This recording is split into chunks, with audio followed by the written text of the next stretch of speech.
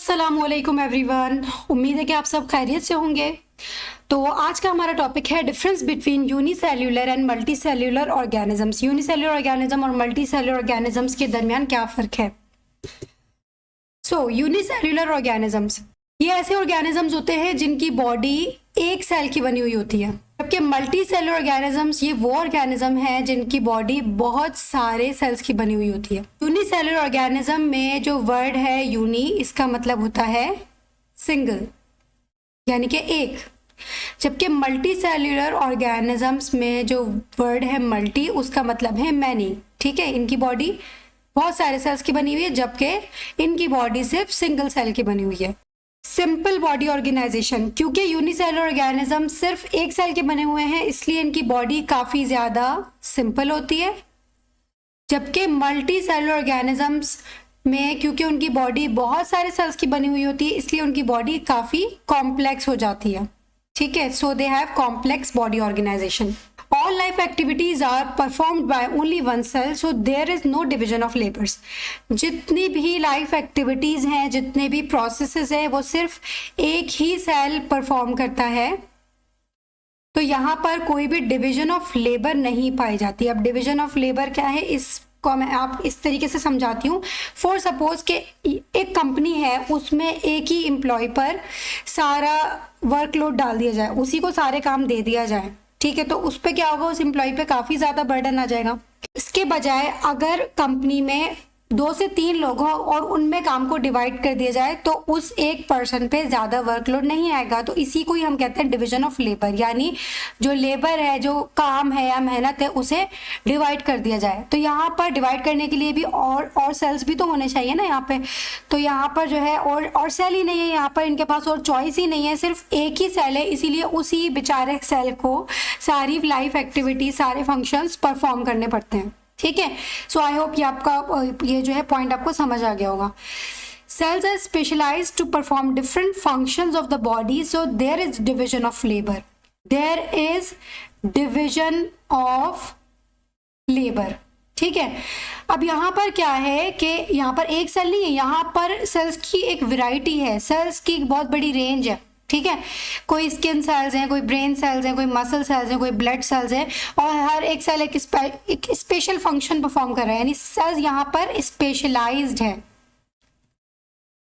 अलग अलग functions perform करने के, अलग अलग फंक्शंस बॉडी के परफॉर्म कर सकते हैं वो। ठीक है, तो फिर जब अलग अलग सेल अलग अलग फंक्शन परफॉर्म कर सकते हैं तो फिर एक सेल के ऊपर जो है बर्डन थोड़ी आएगा, क्योंकि यहाँ पर डिवीजन ऑफ लेबर है। यहाँ पर जो फंक्शंस हैं उन्हें डिवाइड कर दिया गया है, यहाँ पर जो काम है उन्हें बांट दिया गया है डिफरेंट सेल्स के दरमियान, तो यहाँ पर डिवीजन ऑफ लेबर पाई जाती है। ठीक है, यहाँ पर एक ही सेल को सब कुछ करना पड़ता है, यहाँ पर बहुत सारे सेल हैं तो हर सेल को एक टास्क दे दिया जाता है कि ये काम आपने करना है और ये काम दूसरे सेल ने करना है। ठीक है, इस डिवीजन ऑफ लेबर हो जाती है यहाँ पे।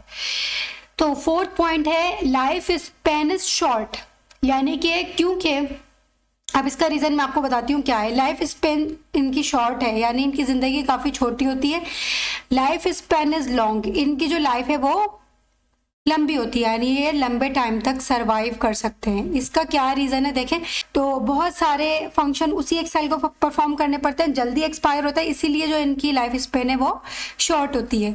जबकि मल्टी सेल्यूलर ऑर्गेनिजम्स की लाइफ स्पेन क्यों लॉन्ग है, क्योंकि इनमें बहुत सारे सेल हैं, एक सेल पर बर्डन नहीं आएगा। ठीक है, तो ये है कि इसी वजह से इनकी जो लाइफ स्पेन है वो लंबी होती है। यूनिसेल्यूलर ऑर्गेनिजम्स की जो एफिशिएंसी है ना वो भी लो होती है, क्योंकि जाहिर है एक ही सेल पे बहुत सारे फंक्शन करने का बर्डन है, तो वो एक फंक्शन को प्रॉपर तवज्जो देकर वो नहीं कर पाएंगे। ठीक है ना, उनको अपनी कंसंट्रेशन को डिवाइड करना पड़ेगा।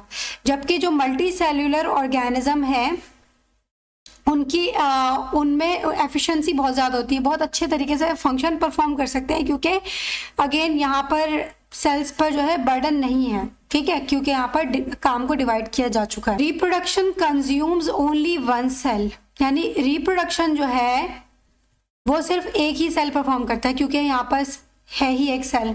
अब रिप्रोडक्शन क्या है, रिप्रोडक्शन ऐसा प्रोसेस है जिसके जरिए से जनरेशन्स को आगे बढ़ाया जाता है, जिसके जरिए से पेरेंट्स जो है ऑफस्प्रिंग प्रोड्यूस करते हैं, इन सिंपल वर्ड्स। कि यहाँ पर जो रिप्रोडक्शन है वो कुछ खास सेल्स हैं जो रिप्रोडक्शन में इन्वॉल्व होते हैं, जिन्हें हम जर्म सेल्स कहते हैं। यूनिसेलुलर ऑर्गेनिज्म जो है काफ़ी ज़्यादा छोटे होते हैं और आप इनको अपनी आम आंखों के जरिए नहीं देख सकते। इन्हें देखने के लिए आपको माइक्रोस्कोप की हेल्प लेनी पड़ेगी, इसीलिए इन्हें माइक्रोस्कोपिक कहा जाता है। They are very small. जबकि मल्टी सेलुलर ऑर्गेनिज्म जो है इनको आप अपनी नॉर्मल आइज के थ्रू भी देख सकते हैं, ठीक है। इनको देखने के लिए माइक्रोस्कोप की जरूरत नहीं है आपको। They can be prokaryotic as well as eukaryotic. Unicellular organisms prokaryotic भी हो सकते हैं और यूकैरियोटिक भी। अब ये इस पर एक सेपरेट वीडियो आएगी इसके डिफरेंस पर। अभी के लिए मैं आपको सिंपल में ये समझा रही हूँ कि ये ऐसे ऑर्गेनिजम्स होते हैं जिनके पास ट्रू न्यूक्लियस प्रेजेंट नहीं होता, जबकि जो यूकैरियोटिक ऑर्गेनिज्म है इनके पास एक ट्रू न्यूक्लियस प्रेजेंट होता है। जैसे यहाँ पर अगर हम सेल की पिक्चर बनाएं, जैसे फॉर एग्जाम्पल ये एक सेल है, ठीक है, और सेल के अंदर ये सेल का जो सेंटर है उसे हम कहते हैं सेल का न्यूक्लियस, ठीक है। अब इस न्यूक्लियस के अंदर सेल का जेनेटिक मटेरियल यानी कि डीएनए प्रेजेंट होता है, जो सेल की सारी एक्टिविटीज को कंट्रोल कर रहा है, ठीक है। तो ये जो न्यूक्लियस है, अगर ये प्रॉपर न्यूक्लियस प्रेजेंट है तो वो किस में प्रेजेंट होता है, यूकैरियोट्स में, और अगर ये प्रॉपर न्यूक्लियस प्रेजेंट नहीं है तो वो ऑर्गेनिज्म होते हैं प्रोकैरियोट्स, ठीक है।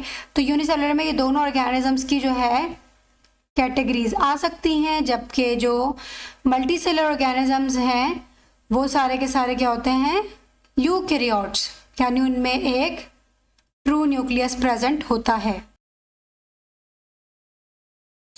So here you can see multiple examples of unicellular organisms as well as multicellular organisms. यहाँ पे आप देख सकते हैं कि पैरामीशियम, अमीबा, बैक्टीरिया, यीस्ट, ये सारे के सारे जो है यूनिसेल्युलर ऑर्गेनिजम्स हैं, जबकि मल्टी सेलुलर ऑर्गेनिजम्स में प्लांट्स, ह्यूमन, एनिमल, फंजाई, ठीक है, एल्जी, बहुत सारे मल्टी सेलुलर की भी एग्जाम्पल हो सकती हैं। सो आई होप कि ये टॉपिक आपको क्लियर हो गया होगा अच्छी तरीके से, और मैं मिलती हूँ आपसे अपनी नेक्स्ट वीडियो में। टिल देन टेक केयर, अल्लाह हाफिज़।